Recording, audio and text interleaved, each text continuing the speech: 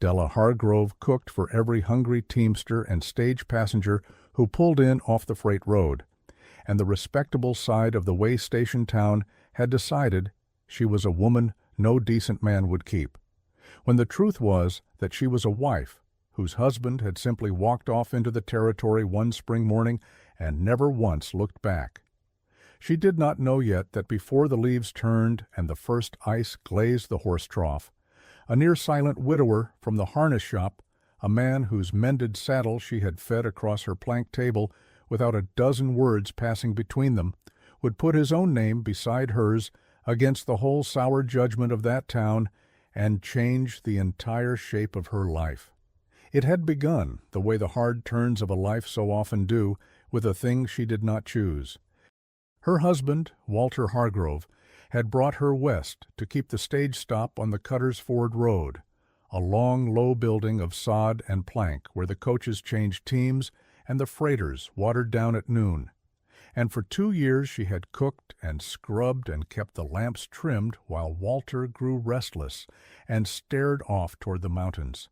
And one ordinary morning, with the breakfast still warm on the stove, he took the good horse and a roll of blankets and the little hard money in the coffee tin and rode out, and a teamster who saw him pass said he was headed for the new diggings up north and looked like a man with no plan to turn around. He left her the stage stop, the debt on it, and not a word of goodbye on the table where she would have seen it. So Della did the only honest thing a woman alone on a freight road could do. She kept the stage stop running. She rose before light to start the bread and the beans, fried the side meat, and boiled the coffee thick enough to float a horseshoe, fed every dusty teamster and saddle-sore passenger who climbed down at her door, and charged a fair 2 bits and kept herself to herself. And the respectable side of the little settlement, the side with the painted houses and the church bell and the freight agent's wife at the head of it, looked at a deserted woman feeding rough men with no husband to stand behind her, and decided by supper of her first lonesome month exactly what that made her. The word went round the way the worst words always do, quiet and certain and impossible to answer. A man does not leave a good woman, they said over their mending. There must have been some hard thing in her to drive him off. And Della Hargrove, who had done nothing she was ashamed of, became a thing the decent wives lowered their voices about and steered their daughters past. Here is the thing the town had not troubled to learn about the woman it had so much to say about. Della was not a soft creature who had failed to hold a man. She was 28, raised in a trailside eating house by a mother who had cooked for travelers every day of her life, and buried 2 husbands and never once let a paying man go from her table hungry.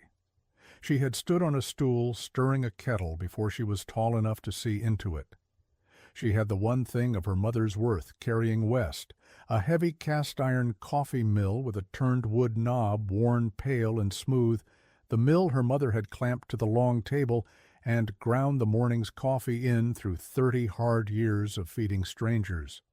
Della clamped it to her own table and ground the beans fresh each dawn, and the dry, steady grind of it, and the smell that rose after, was the one thing in that lonesome roadhouse that still sounded and smelled like the mother who had loved her. And none of it would have been enough because a reckoning had come for her on top of the rest. Walter, it turned out, had borrowed against the stage stop before he ran, signed a note at the freight company's office for more money than Della had ever held at one time, money she never saw a copper of, and left the paper behind him like everything else. The freight agent sent word that the note was past due and that the company, which held the lease on the road and the building both, expected it settled or would take the stage stop back and put her out. She had never borrowed a cent, but the note had her husband's name on it in black ink, and a runaway husband cannot be made to answer for what he signed, and so the debt, like the desertion, came to rest on the one person left in the doorway. Reading that demand by lamplight, the figure swimming in front of her, Della understood they meant to have the little she had managed to hold together and call it business. "I have been keeping this hearth a long while now," telling the slow stories, the ones where nobody is rescued by luck or by a fortune dropping out of a clear sky, but only by the stubborn daily choosing to do the next right thing with whatever winter they have been handed. And if that is the kind of story that keeps you good company of an evening, then pull your chair up close and stay with me, because Della is about to learn the thing this whole channel keeps circling back to, that the people a town is quickest to whisper about are so often the very ones with the least to be ashamed of, and that it sometimes takes one quiet, unlikely soul, standing a little apart from the crowd, to see a person plain when the whole settlement has already decided not to. The quiet soul who would see her plain was a harness maker named Eli Brandt, and every freighter on the road would have told you he was the closest-mouthed man in the settlement. He kept the saddle and harness shop 2 doors down from the stage stop and stitched leather all day at his bench with an awl and waxed thread, slow, careful work that wanted a man who measured true and said little, and he kept apart. He had come west 4 years before with a wife and lost her to the cholera their first summer on the road and buried her on the rise behind the shop, and had not married again nor wished to, and had got so far out of the habit of talking that the town took his grief for sourness, the way people do. But Eli Brandt had eyes, and what they had been telling him for weeks was that the woman the town had decided to scorn carried herself with more plain dignity than any of the wives who scorned her. He came to her table for his noon meal most days, because a single man keeping shop has to eat somewhere, and he watched her work that roadhouse from dark to dark, feeding 40 hard men in a noon rush, and never letting one of them see her flag, keeping her chin level when the agent's wife swept past the door with her skirts gathered in, as though the very dust of the place might soil them. He saw a woman doing honest work and being hated for surviving it, and he heard, the way a quiet man hears everything, the agent and his clerk talking low over the note, and understood before she did that they did not mean to be paid. They meant to take the stage stop on the lease and put her off the road and call it the company's right. If you have made it this far into Della's story, hit subscribe, because what happens next is the part I have been waiting to tell you. It was a raw evening late in the fall when the thing came to a head.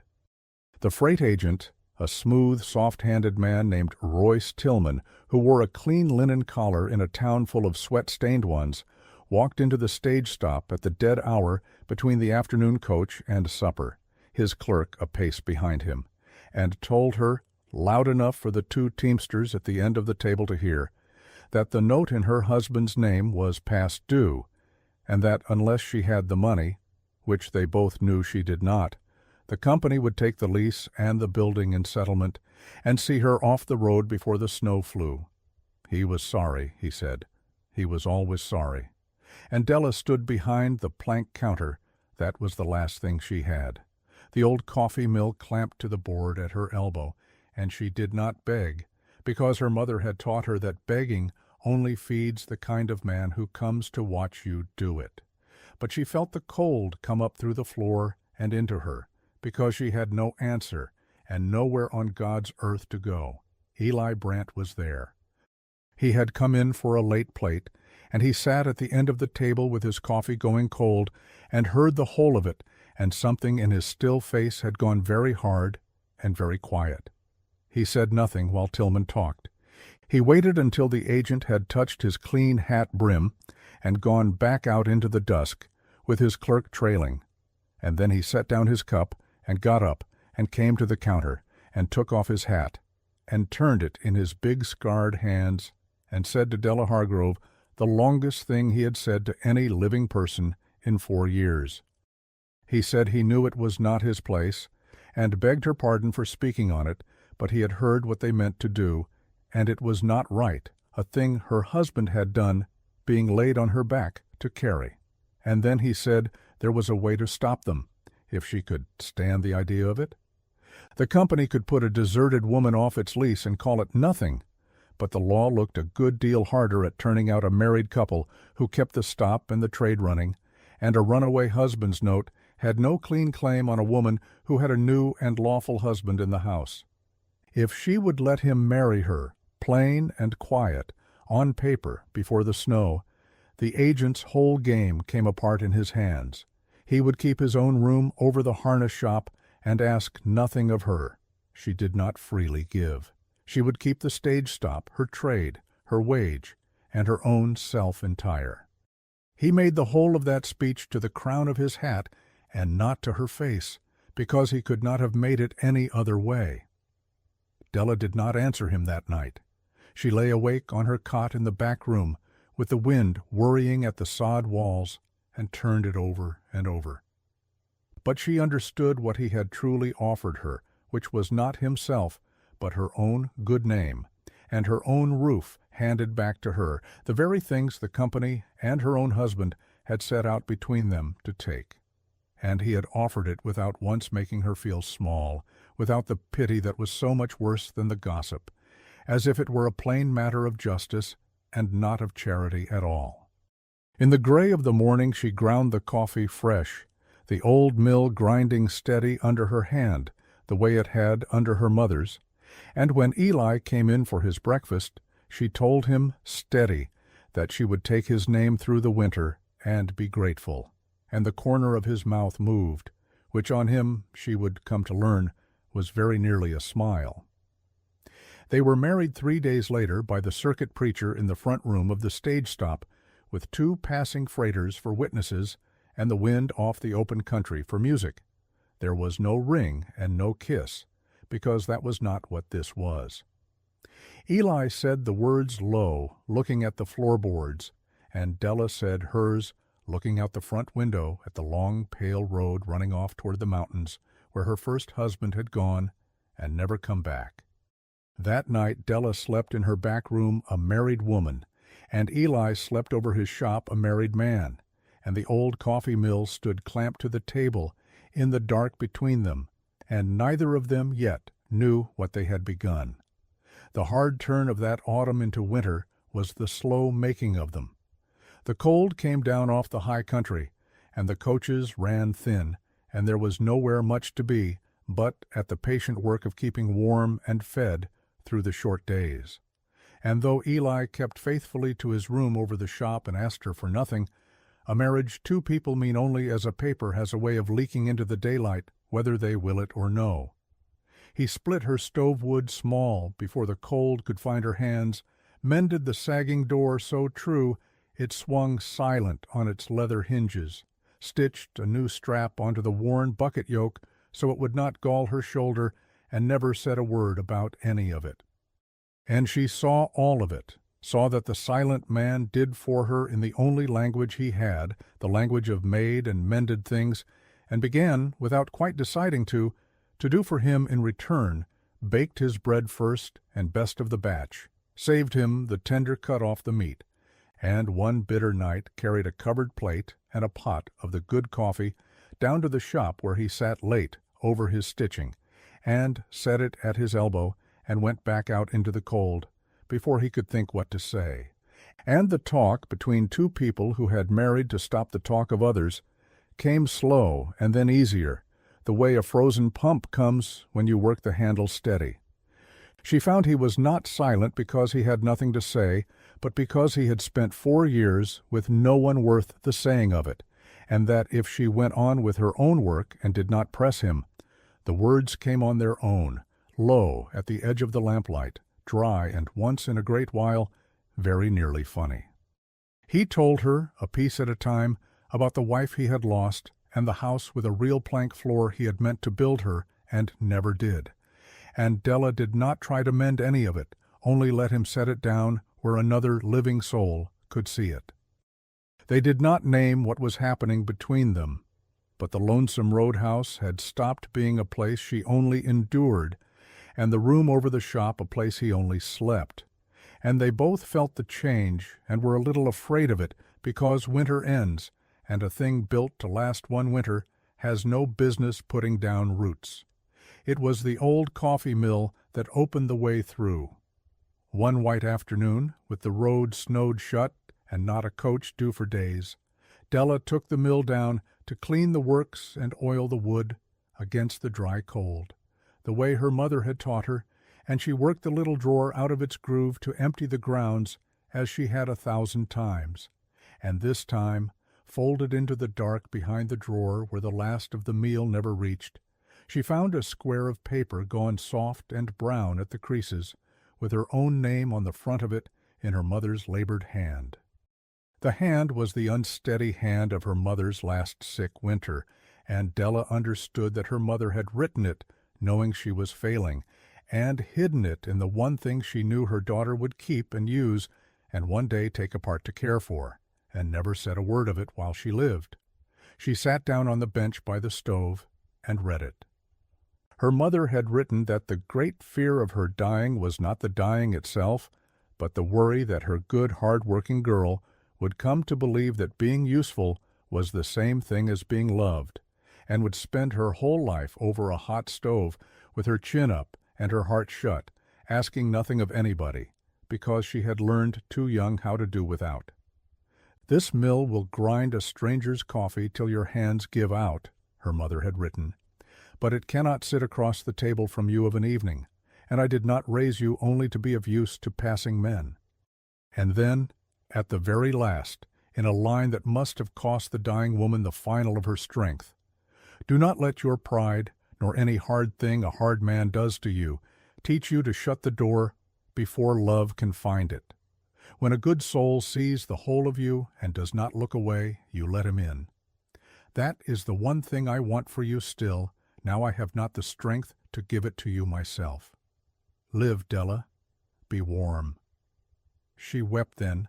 the way she had not let herself weep since the morning she found the breakfast cold and the good horse gone, alone on the bench with her mother's last kindness open in her lap. Her mother had not spent her dying breath praising her strong back and her quick hands. She had spent it begging her to set the weight down and let herself be held. And the quiet man over the harness shop, who saw the whole of her through the short dark days and never once looked away, was the very thing her mother had written she was allowed to want. The next morning, when Eli came in stamping the snow off his boots, and she set his coffee in front of him, she let her chapped hand rest against his on the warm tin cup a moment longer than she ever had before, and did not draw it away, and he looked down at her hand, and then up at her face, and did not say a single word, and everything between them was said. Then the worst of the winter came down on the road, and with it the very reckoning Della had been bracing for, though not the way she had feared. A coach broke an axle in a blinding snow a mile short of the stage stop late in the day, the team foundering and the driver and 4 passengers near, frozen in the wind, and word came pounding to her door. The town drew its curtains and banked its fires and decided it was the company's lookout. But Della had spent her whole life keeping a road, and she knew what frozen travelers needed, and the town did not trouble to provide heat and hot food,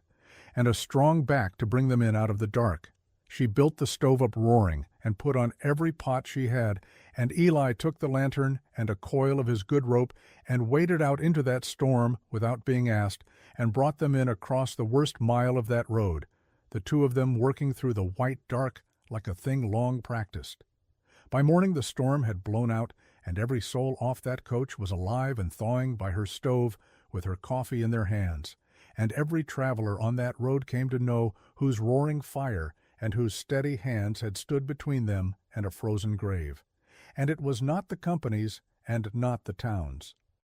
So when the thaw loosened the road and Royce Tillman rode back out to finish the business he had started, the note folded in his coat, meaning to settle the runaway's debt and put her off the road now the marriage had failed to scare him off, he found he had ridden up to the wrong stage stop. He had not been there in the storm. He did not know what the winter had made of that road and its people. He stepped through the door and began on the old note in his smooth, sorry voice. And before he was well started, the men began to come in off the road behind him, the rough teamsters and drivers whose meals the town had shamed her for cooking, and the travelers she had pulled from the storm. They filled that front room with their hats in their hands and made it plain, past any arguing, that the company was taking nothing and putting nobody off any road. And one of them, a grizzled old division agent named Samuel Coe, who ran the next stage stop up the line and had no use for Tillman, had brought the company's own true lease ledger, which showed plain that the rent had been paid current out of Della's honest takings every quarter she kept the place, and that the only paper in arrears was the private note Walter Hargrove had signed for his own running away, a thing the company had no lawful claim to collect from her at all. He laid it open on the table beside the old coffee mill, and the thing the agent had counted on, no one troubling to check, stood in the daylight, where every man could read it. There was no shouting in it, and no triumph. The men simply stood for their own, and the agent, who had ridden out to sit in judgment on a friendless, deserted woman, found himself judged instead, the proof of his own crooked reckoning open on the table, and 30 hard witnesses standing between him and the woman he had come to ruin. Royce Tillman tried once or twice at the smooth words that had always served him before, and found there was no room left in that roadhouse for them, and he folded his note back into his coat and walked out to his horse for the last time. A few weeks on, when word of the matter worked its way up the line to the men who owned the company, they found they had no use for an agent who would dun a widow for a debt that was not hers to pay and try to thieve a paid-up lease out from under her, and Tillman was let go, and the note went out of her life with him. Eli Brandt had stood at the back of that crowded room the whole while with his hat in his hands, and when it was over he crossed the worn floor to stand at Della's side, where every soul in that room could see him do it, the first time he had ever put himself plainly beside her in front of anyone at all. He did not make a speech. That was never his way. He only said, low, but not so low that the nearest could not catch it, that he had told her in the fall he would set her free again come spring, and that he had found he was a liar because he had no wish on this earth to be set free of her, and that if she would have him for true, and not for any paper got up to fight a freight company, he would count it the great good fortune of his life. And Della Hargrove, who had made her hard peace with chapped hands and being of use to men who would not say her name, looked at the silent man who had seen the whole of her through a long bad winter and never once looked away, and heard her mother's letter in her own ears, and did not make him ask her a second time. They were married again in the green of the early spring, for true this time, when the road had opened and the coaches ran full again, and the little settlement had begun to call itself a proper town. They stood up together in the new plank church with the rough drivers and teamsters she had fed and saved, crowded into the back pews in their good shirts, and a few of the respectable wives near the front, looking a shade ashamed of themselves, as well they might. The circuit preacher, who had married them once in a cold front room, said the words over them right at last, with the spring light coming green through the new glass. And the heavy old coffee mill that had ground the morning's coffee for 2 generations of women who fed strangers for a living, had ground the beans for the wedding breakfast that morning, smooth and steady under Della's hand, because the worn iron thing that had been the one sound and smell of home through every lonesome season had earned its place at that wedding as much as anyone in the room. She had come west a freighter's wife and been left a deserted woman with chapped hands and a stolen name, certain the best of her life, had ridden off down the road with a man who never looked back. She grew old in that town that had been a way station, beside the quiet man who put his name beside hers when no one else would, and the rough stage stop gave way in time to a real roadhouse inn with her own name painted over the door, and the agent's wife, who had once gathered her skirts past the place, brought travelers to Della's table, and was glad of the welcome. The old coffee mill stood clamped to the long table still, worn paler than ever, beside a newer mill come to join it, waiting for the young woman come to learn the trade at the famous cook's elbow, and on the last evening of this story, the two of them caught the low gold light through the front glass, the old worn one and the new. A name, it turns out, is the smallest part of what a person is worth, and the cruelest thing a town can do is decide who you are before it has troubled to know you. So here is what I will leave you with tonight, friend, before the lamp burns low. When the world has hung a name on you that you never earned, do you let your pride and their hard words keep you small and alone, or do you trust that the right soul will see the whole of you in the hard season and stand beside you in the bright one? Tell me down in the comments which one you would have chosen. That was tonight's story from the Hearth and Homestead. If it warmed you, pull your chair up again soon.